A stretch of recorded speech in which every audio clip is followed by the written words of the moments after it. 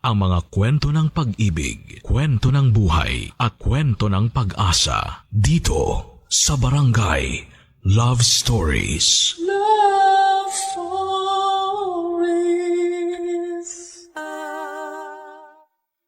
Ang halaga ng mga anak ay hindi lamang nasusukat sa kaya nilang ibalik sa naging sakripisyo ng mga magulang. Ang pagtrato sa kanila ng pantay ay paraan din ng pagpapakita ng tunay na pagmamahal na tanging ama't ina lamang ang makapagbibigay. Ikaw, kabarangay, sa anong paraan mo naramdaman na mahalaga ka sa iyong mga magulang? Dear Papa Dudut, magandang araw po sa inyo at sa lahat ng mga nakikinig ngayon sa Barangay Love Stories. Tawagin niyo na lamang po ako sa pangalang RJ. 27 years old na po ako nang magsimula ang aking kwento. Isa po akong introvert. Mahiyain na po ako mula pagkabata, kaya naman kahit consistent honor student naman po ako ay halos hindi pa rin ako napapansin ng nanay ko. Mas napapansin niya sina kuya at yung bunso kong kapatid na parehong sporty at achiever din sa eskwelahan. Gusto ni nanay na maging accountant ako pero dahil mahiyain ako, ay hindi kaagad ako nakahanap ng trabaho.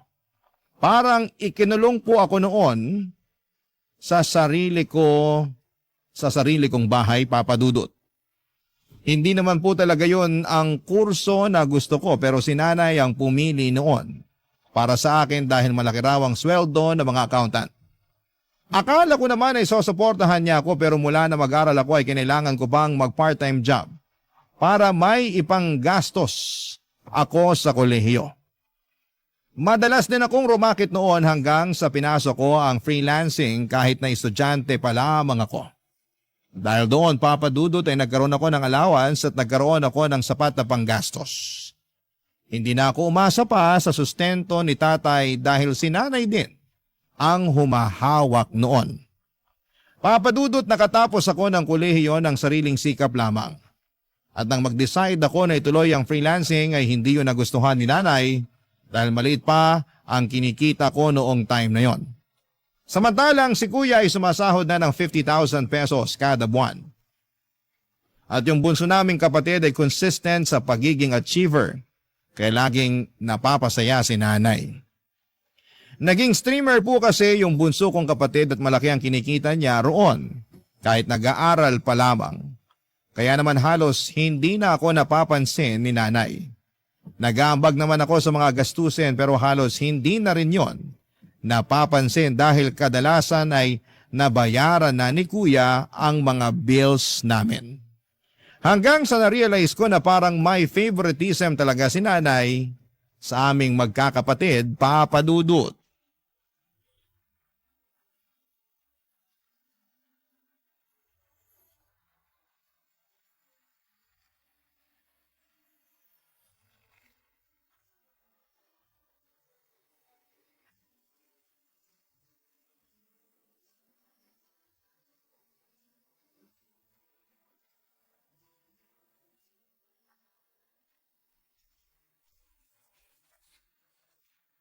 Walang laman yung kasirola. Nay, may ulam po ba kayong naitabi? Ay, wala na. Ubus na. Tulog ka kasi ng tulog dyan eh. Ayan, naubusan ka tuloy. Nagtatrabaho po ako sa kwarto, hindi po ako natutulog lang. So, sinong niloko mo? Lagi kang nagkukulong sa kwarto mo. Tinatawag ka pero wala kang naririnig. Pasensya na po kayo kung hindi ko kayo narinig. Lumabas-labas ka kasi sa kwarto mo para hindi ka nabibingi. Ginagawa mo kasing opisina yung kwarto mong hindi man lang nasisikatan ng araw eh. Di po ako pwede dito sa labas magtrabaho, maingay po rito eh. Ah, ganon? Sa tingin mo nakakaabala pa kami sa'yo? Nakakahiya naman, RJ. Nay naman, hindi po yun yung ibig kong sabihin. Kailangan ko lang po talaga ng tahimik na lugar para sa trabaho ko. Kaya nga po sa kwarto na lang Hindi ako. ako interesado sa ginagawa mo. Kung gusto mong makakain, magluto ka ng sarili mong hapunan. Wala kang kasambahay dito. Ay, magdedelata na lang po ako. Kung ginamit mo sana yung tinapos mo, maganda na sana yung trabaho mo ngayon. Yung kasabayan mo, kumikita na ng 60,000 monthly, samantalang ikaw, kulang pa sa sarili mo yung sinisweldo mo. Hindi ko alam kung bakit nagtitiis ka pa dyan sa pipitsuging trabaho mo eh. Samantalang ang daming magagandang opportunity sa'yo sa labas. Nag-iipon lang naman po ako ngayon, Nay. Mag-i-exam din po ako. Kailangan ko lang po masecure lahat ng gagastusin ko. Itutuloy ko naman po eh. Sus! Kahit nga hindi ka na mag-exam, maganda pa rin yung magiging trabaho mo. Ang sabihin mo, kulang ka sa diskarte. Mas gusto mong magmukmuk sa kwarto. Bakit hindi mo gayahin yung kuya mo? Ang laki na nang naitulong sa akin. Hindi ko na kailangan problemahin yung mga gastusin dito sa bahay kasi siya na yung bahala. Talo ka pa nga nung bunsong kapatid mo eh. Mas malaki pa yung kinikita kesa sa'yo. Ay, ewan ko nga ba kung bakit nagkaroon ako ng anak na kagaya mo. Darating din naman po ako ron, Nay. O ay kailan pa? Kapag wala na ako. Kapag hindi ko na mapapakinabangan yung pinaghirapan mo. Nagbibigay din naman po ako para dito sa bahay ah. Di nyo lang po napapansin kasi mas malaki yung binibigay sa inyo ni Kuya. Pinagmamalaki mo yung ambag mo rito sa bahay, dilata lang yung kayang bilhin. Uy, tama lang pala na dilata yung ulamin mo. Kasi yun lang naman yung kayang bilhin ng sweldo mo. Ay, sige na po, Nay. Simula po ngayon, ako nang bahala sa pagkain ko. Para hindi na rin po makadagdag sa mga problema nyo. Sa susunod, ikaw naman yung magbayad ng kuryente. Ang lakas mo rin kumonsumo pero yung kuya mo yung nagbabayad. Nay, di po ba nag-abot ako sa inyo ng 2,000 nung nakaraan? Kulang yon. Kaya sa susunod na buwan, ikaw naman yung magbayad. Wala naman pong problema sa akin yun eh. Kung may iba pa po kayong pababayaran sa akin, sabihin nyo lang po. Magagawan ko naman po ng paraan yun. Aba, hindi ka na dapat sinasabihan. Magkusa ka na. Yun ang dapat. Opo, Nay, magkukusa na po. Nga pala, kailangan na ring palitan yung washing machine. Baka naman gusto mong ikaw na yung bumili ng bago. Para may ambag ka naman sa mga gamit dito. Sige po, paglalaanan ko na po sa susunod kong sweldo. Meron pa po ba kayong sasabihin? Maglibot ka rito sa bahay nang makita mo kung ano yung mga kailangan palitan. Alam nga namang lahat na lang sasabihin ko pa sa'yo. Ay, sige po, magluluto na muna ako ng pagkain para makabalik na ako sa trabaho ko.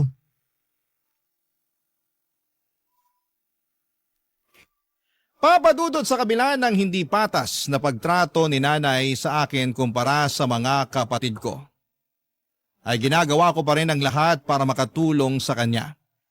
Sa katunayan, 80% ng sweldo ko ay binibigay ko na kay nanay para wala na siyang masabi.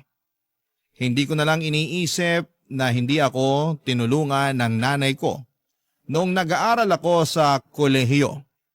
Ang mahalaga na lamang sa akin ay may ambag ako sa bahay sa pagbabaka sakaling magbago rin ang pakikitungo sa akin ni nanay. Papadudot bukod po sa hindi ko naranasang maging paborito ni nanay, ay hindi ko pa rin po nararanasang magkaroon ng girlfriend.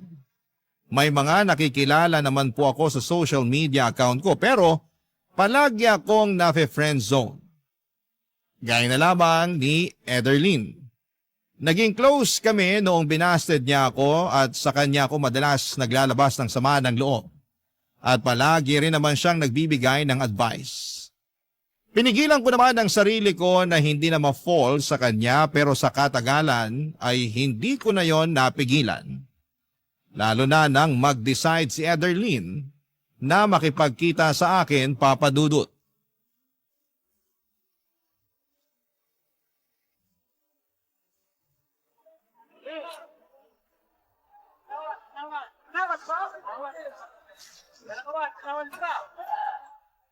Nasaan na kaya si Ederlyn? Sabi niya nakababa na siya ng bus ah.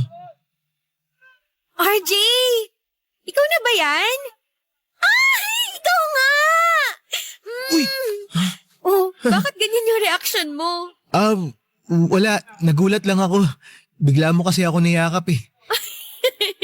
Hindi ka ba sanay nang niyayakap? Hindi pa kasi ako niyayakap ng ibang babae bukod sa mga pinsan ko.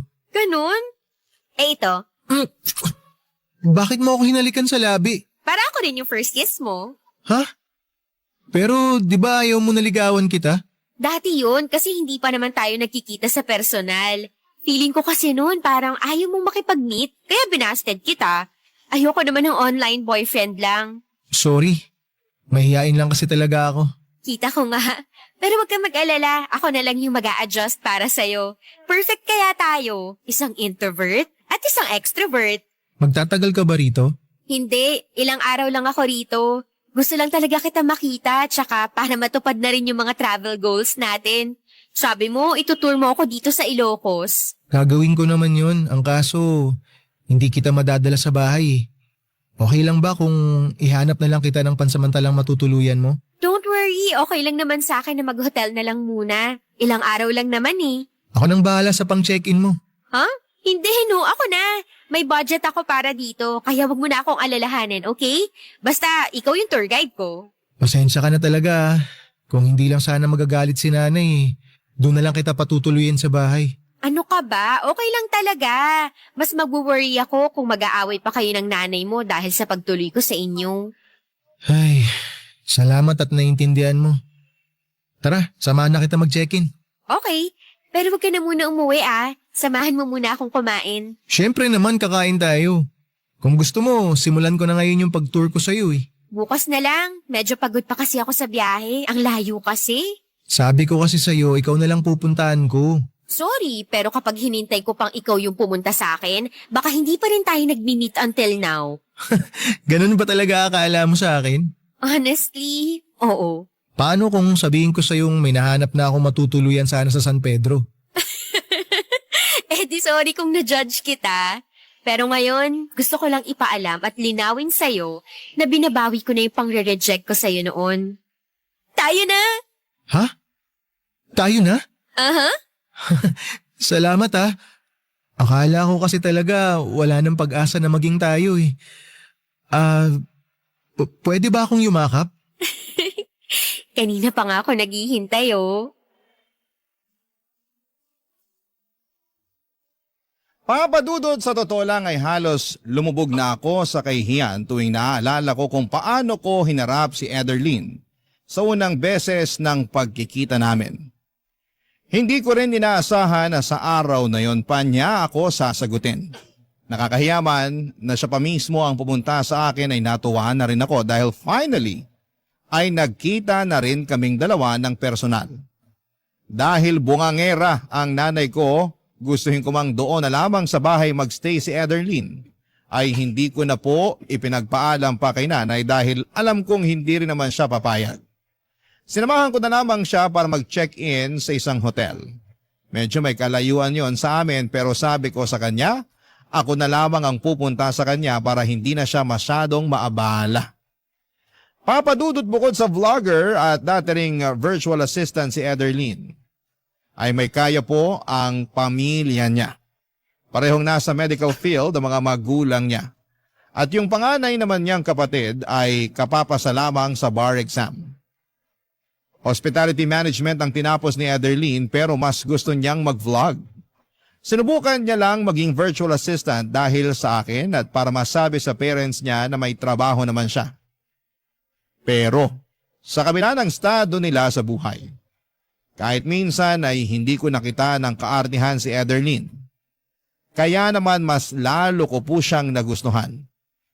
Ang problema, akala ko ay matutuwa ang nanay ko kapag naipakilala or nagpakilala na ako ng babae sa kanya gaya ng ginawa ng kuya ko.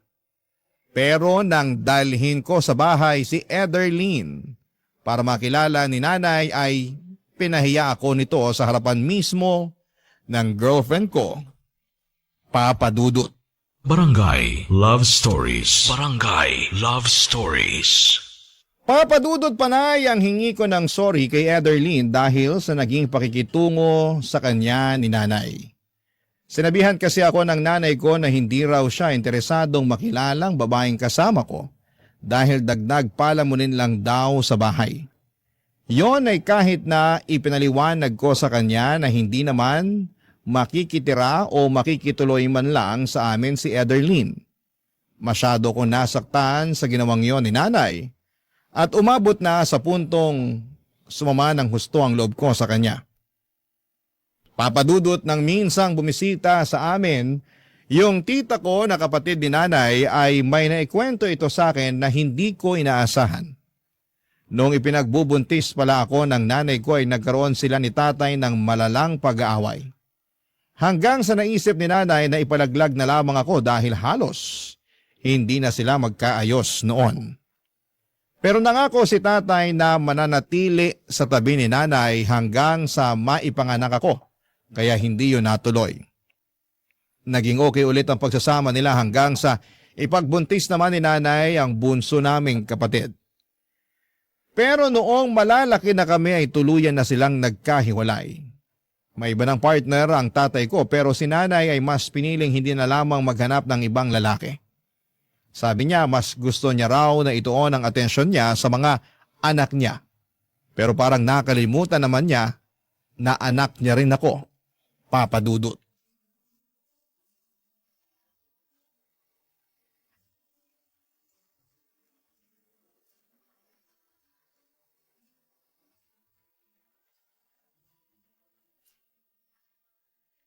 RJ! RJ! Ano ba? Kanina pa kita ginigising ah. Hindi ka ba tatayo dyan? Bakit po, Nay? Natutulog ko pa lang po eh. Sakit pa ng ulo ko. Paanong hindi sasakit puyat ka ng puyat? Wala namang kakwenta-kwenta yung ginagawa mo. Bumangon ka na riyan. Ay, eto babangon na. Ano po bang problema?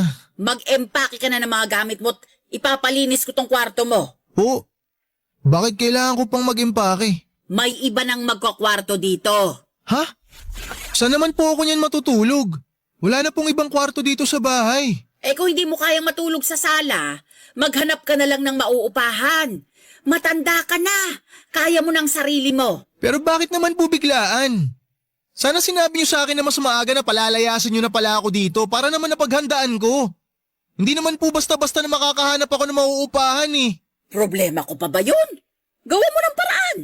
Basta alisin mo yung mga gamit mo rito kasi may iba nang gagamit ng kwarto. Sino naman po? Kung gusto niyo, rirentahan ko na lang tong kwarto ko para... Ay, hindi pwede. Dito natitira yung mapapangasawa ng kuya mo. Pero habang hindi pa sila ikinakasal, magkahiwalay muna sila ng kwarto. Pero Nay, bakit kailangan ako yung umalis? Sino bang pinakamaliit yung ambag dito sa bahay? Di lumabas din yung totoo. Anong pinagsasasabi mo? Na may paborito kayong anak. Wala akong paboritong anak. Ikaw ha? Wala ka nang naitutulong sa akin kung ano-ano pang sinasabi mo. Totoo naman eh. Palagi na lang si kuya tsaka si bunso yung pinapaboran nyo. Porki sila yung nakakapagbigay ng malaking pera sa inyo.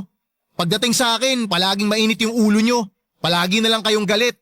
Lagi kayong nakasinghal. Parang di anak yung turing nyo sa akin. Dadramahan mo pa talaga ako. Ako yung magdedesisyon kung hanggang kailan ka lang pwedeng manatili sa bahay na to. Kaya bilisan mo na ang pagkilos dyan. Darating na mamaya yung girlfriend ng kuya mo. Mas pipiliin nyo pa talagang patirahin yung ibang tao dito kaysa sa sarili nyong anak? Grabe naman kayo, Nay. Pwede namang sinakuya yung mga upahan kung balak talaga nila magpakasal. Tsaka hindi lang naman po sa inyo tong bahay eh. Si tatay po nagpatayo nito kaya may karapatan akong tumira dito. Yung girlfriend ni kuya, meron ba? Hindi naman po siya parte ng pamilya. Pues ngayon, parte na siya ng pamilya. Kaya may karapatan na siya. At ikaw, total naman palamunin ka lang dito sa bahay. Mas mabuti nang magsarili ka na nang matuto ka naman. Sige po, aalis ako rito. Patirahin nyo kung sino mang gusto nyong patirahin dito sa bahay nyo. Pero hindi na ako makikihati sa mga gastusin. Tsaka hindi na ako aasa na itatrato nyo ako na parang anak nyo rin. Kasi ganyan na kayo dati pa. Hindi kayo patas sa amin. Pero magantay lang kayo. Patutunayan ko sa inyo na kaya ko pang higitan yung ginagawa ng mga paborito nyong anak. Sinasabi ko sa inyo, balang araw, Nay, kakailanganin nyo rin ako. Papa Dudut, nadala na po ako noon ng emosyon ko kaya nasabi ko yon kay nanay. Hindi ko po kasi matanggap na mas gusto pa ni nanay na magpatira sa bahay namin nang hindi niya naman kadugo. Samantalang ako na ginagawa ang lahat para makatulong sa kanya. Kahit na matagal na niyang pinaparamdam na kinalimutan na niya ako bilang anak, ay hindi niya man lang binigyan kahit katiting na konsiderasyon. Nagmukha akong kawawa noong araw na pinalayas niya ako. Nag-offer naman sa akin yung mga pinsan ko na sa kanila muna tumira pero tumanggi ako dahil kapag nalaman niyo ni nanay, ay hindi niya titigilan ang pangiinsulto sa akin. Pansamantala ko na lamang na iniwan sa kanila yung mga gamit ko habang naghahanap ako ng paupahan. Nang malaman ng girlfriend kong si Ederlyn na pinalayas ako ni nanay, sinabi niya sa akin na mangupahan na lamang daw kaming dalawa para makabukod na rin siya sa parents niya at magkaroon ako ng ka-share sa renta habang nag-iipon. Hindi naman ako nagdalawang isip noon dahil paraan na rin yon para makalayo kina nanay.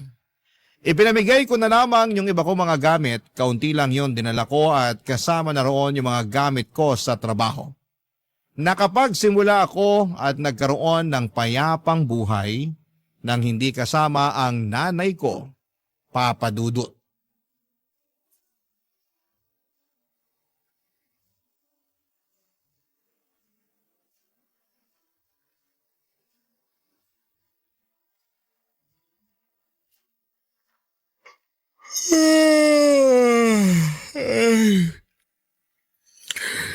Natapos din.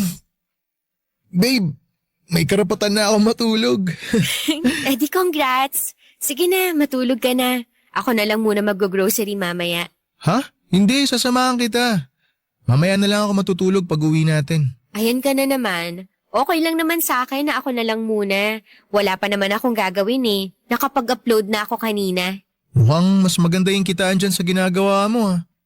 Pwede ba ako dyan? Alam mo, buti na itanong mo yan. Matagal ko na nga sanang gustong i-offer sa'yo. Pero ayoko lang kasi na ma-feel mo na baka naliliitan ako sa sweldo mo, kaya ako yun gagawin. Ikaw talaga? Di naman ako mag-iisip ng ganun. Gusto ko nga kumita ng malaki para mas mabilis makaipon. Para kapag nagkita ulit kami ng nanay ko, wala na siyang dahilan para maliitin at insultuhin ako. Nga pala, hindi ka man lang ba kinukumusta ng mga kapatid mo? Bakit naman nila ako kukumustahin? Sa sobrang masunurin nila kay nanay, baka nakalimutan na talaga nila ako. Tsaka di rin naman ako umaasa. Kung noon nga na nasa iisang bahay lang kami, parang hindi nila ako kilala. Ngayon pa kaya na malayo na ako sa kanila. Bakit ba kasi ganun yung pamilya mo? Kung ako siguro yung makakaranas niyan, baka na-depress na ako. Buti nga matibay pa rin ako kahit papaano. College pa lang ako, ganun na sinanay sa akin eh. Si tatay naman, once in a blue moon na lang kung mangumusta. Nagbibigay lang sa akin nung nag-aaral pa ako kapag naaalala niya. Kapag nakalimutan niya, sorry na lang. Hindi naman ako makapagsabi sa kanya kasi alam ko na hawak nung bagong partner niya yung Facebook account niya. Baka pag-awayan lang nila yung pagsuporta sa akin.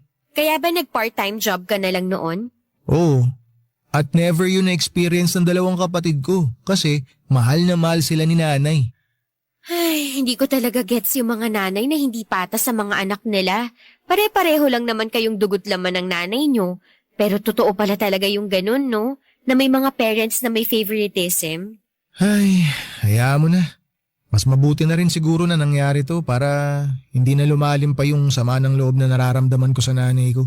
Nakakabilib ka talaga, babe. Gusto ko naman yung part na may gusto kang patunayan sa nanay mo. Dama ko yung gigil mo ron eh. Pero nararamdaman ko rin na mahal mo pa rin siya. Hindi naman basta-basta mawawala yun. Nanay ko pa rin naman siya.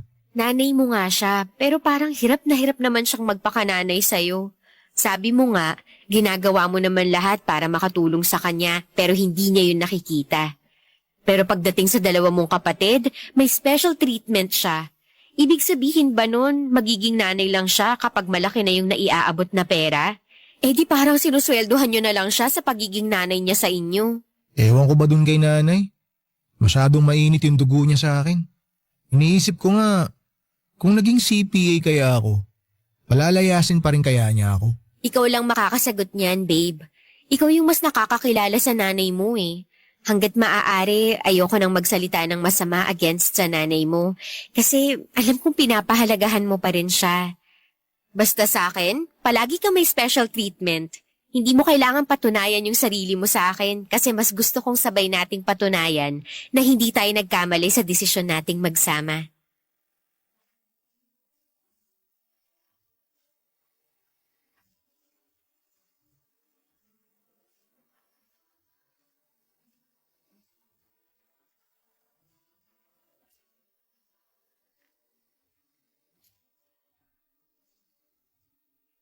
Papa Dudut, parang nagkaroon ako ng kalayaan at kakaibang saya mula nang palayasin ako ni nanay.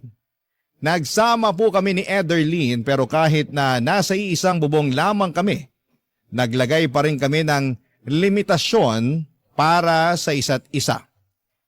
Alam ko na may pangarap pa si Ederlyn at ganon din naman ako kaya nagkasundo kami na career muna ang ipopursu namin bago ang pagkakaroon ng sarili naming pamilya. Papadudot, isinama ako ni Ederlyn sa pagbablog niya. Mahilig kasi siya sa mga riding adventures at pumunta sa iba't ibang mga lugar kasama ang mga pinsan niya.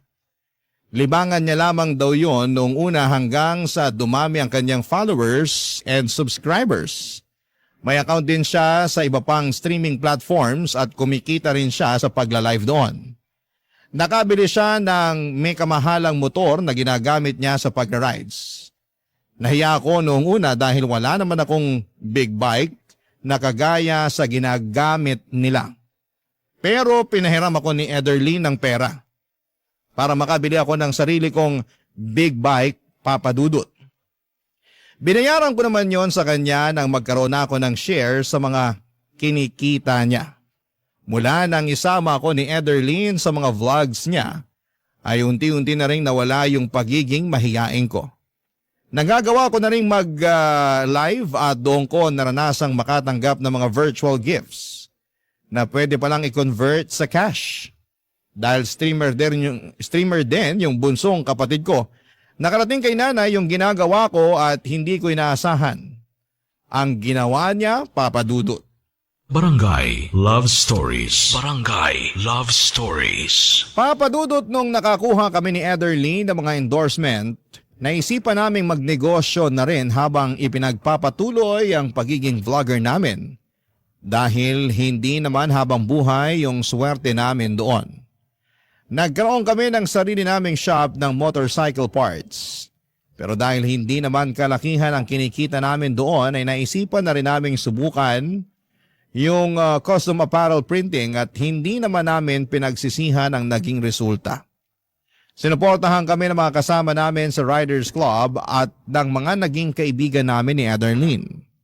Hindi talaga namin nakalaing magbo-boom yung business namin na yon kaya medyo binawasan na namin ang oras sa vlogging para magkaroon pa rin kami ng sapat na pahinga. Matapos nga ang 3 taon sa dami ng mga magagandang nangyari sa buhay ko, mula nang magsama kami ni Ederlyn ay hindi ko na alam kung paano ko pa siya mapapasalamatan. Papadudot sinamahan niya ako sa mga panahong down na down ako at wala pang maipagmamalaki. Sa mga panahong yon, ay hindi niya pinaramdam sa akin na siya ang mas may pera. Tinuruan niya ako kung paano dumiskarte at kumawala sa comfort zone ko. Kaya naman naisipan ko noong mag-propose sa kanya.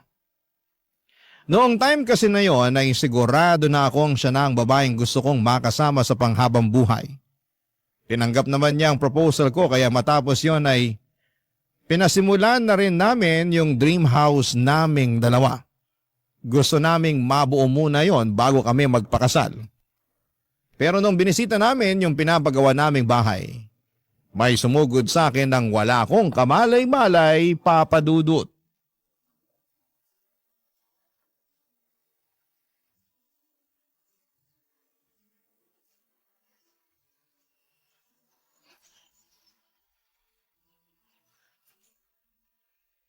Mukhang matagal-tagal pa bago matapos tong dream house natin.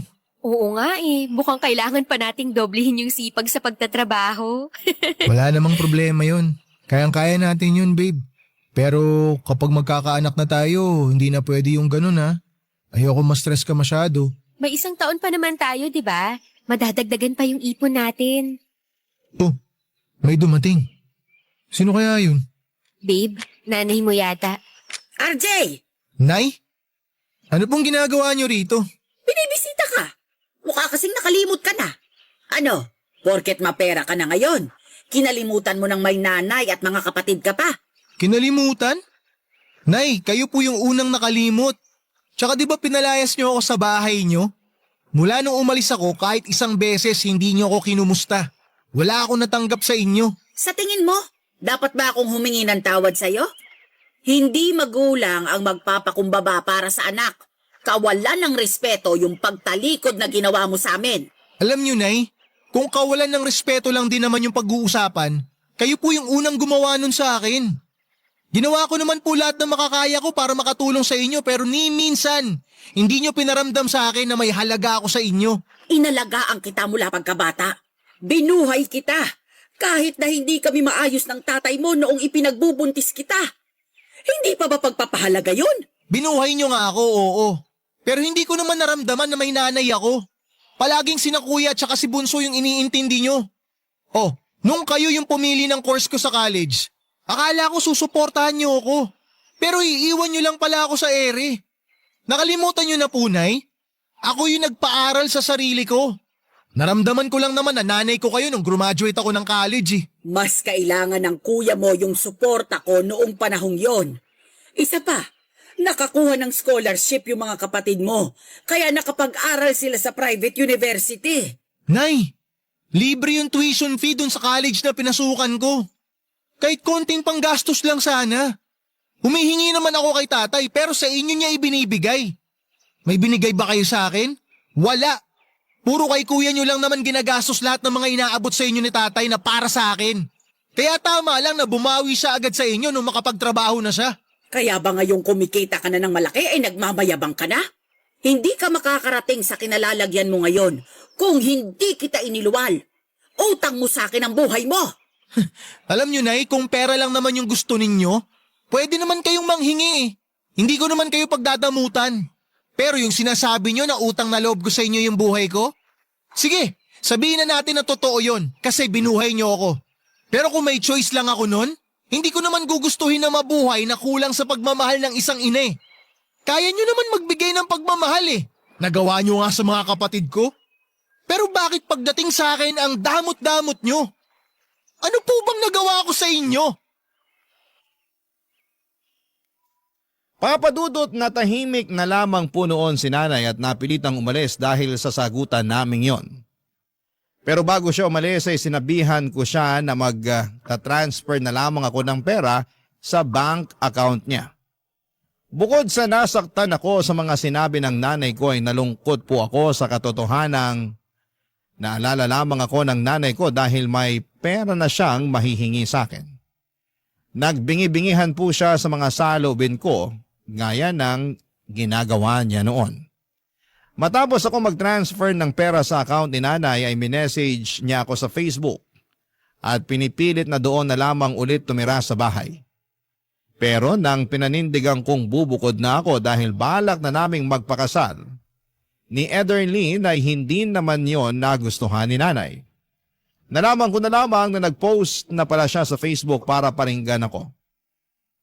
Nabasa naman po yon ng mga kamag-anak namin at kinampihan nila si nanay.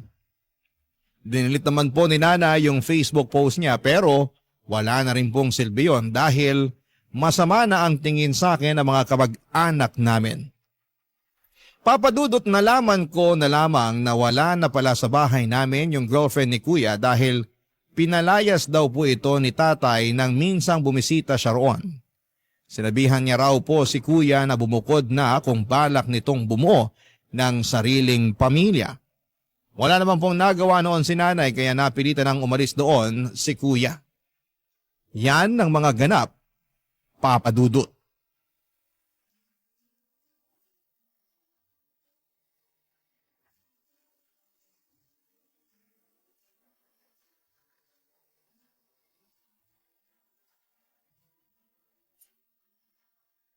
Ano babe, kumusta sa bahay niyo? Ayun, dalawa na nga lang sila ng kapatid kong bunso. Pero magulo pa rin. Bakit naman? Yung bunso kasi namin natutong bumarkada. Porke maagang kumita ng sariling pera, lumaki yung ulo. Hindi na nakikinig kay nanay.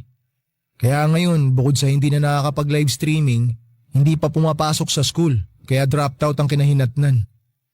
Gusto ni nanay na pagsabihan ko yung kapatid ko, hindi naman makikinig sa akin yun. Nangihingi siya ng suporta. Pag-aralin ko raw hanggang makatapos ng college. Anong sinabi mo sa nanay mo? Pumayag ka ba? Wala naman sanang problema sa akin yun kasi kaya ko pang diskartehan pero hindi ko naman nakikita sa kapatid ko na gusto niya mag-aral eh. Halos hindi na nga umuwi sa bahay. Yung tatay mo, ayaw na bang suportahan yung kapatid mo? Ayaw na eh. Wala na raw siyang ganang suportahan yung ganong katamad mag-aral. Hindi ko naman siya masisisi Sino ba naman kasing gaganahan magpaaral sa taong hindi naman nagpupursigi? Nakakaloka talaga yung pamilya nyo, babe. Buti na lang, iba ka sa kanila. Kung hindi ako pinalayas noon ng nanay ko, impyerno pa rin sana buhay ko ron. Ano palang plano mo? Makikipag-ayos ka ba sa nanay mo? Ay, hindi ko alam, babe. Parang kahit ano namang gawin ko, masamang anak pa rin ang tingin niya sa akin eh. Pero nagbibigay ka naman ng pera sa kanya, di ba?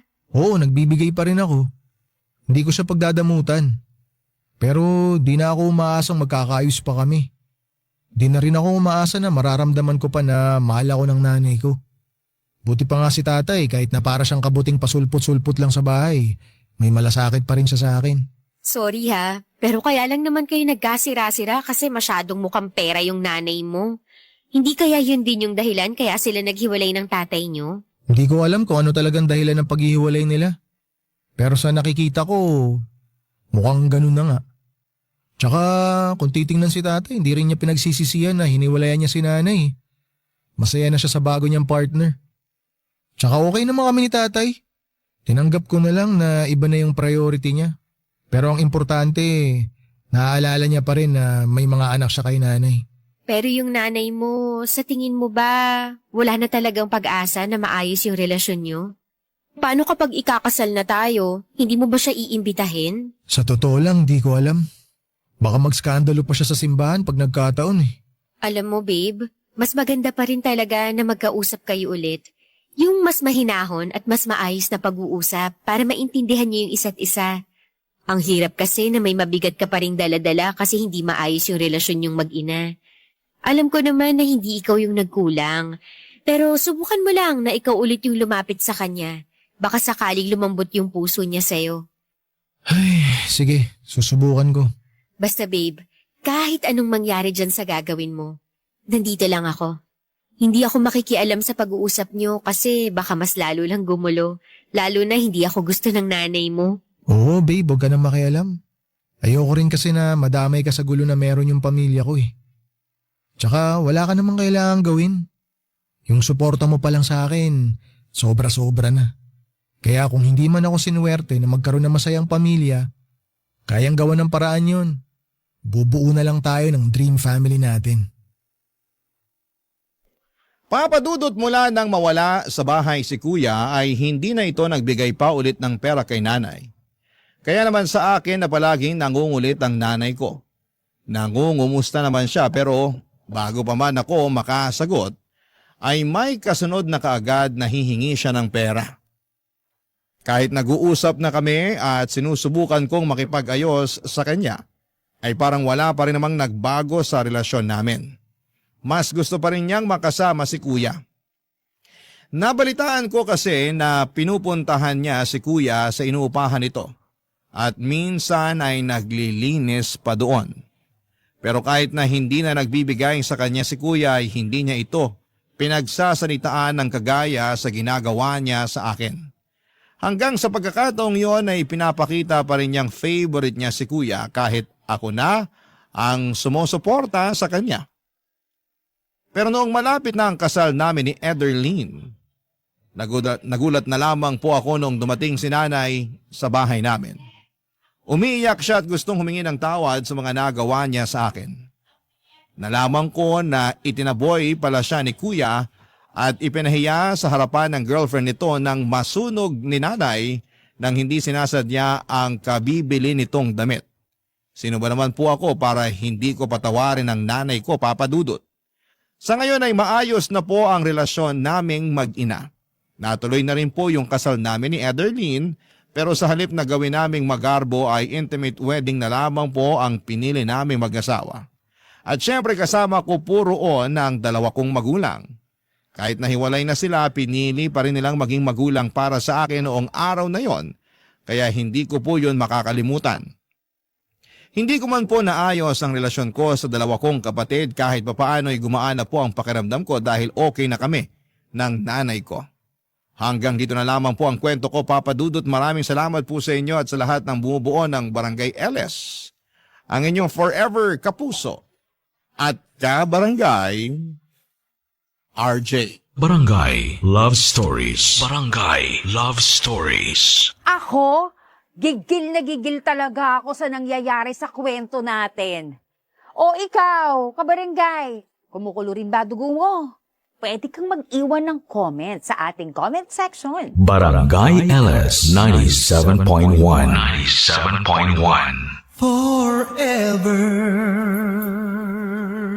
Number 1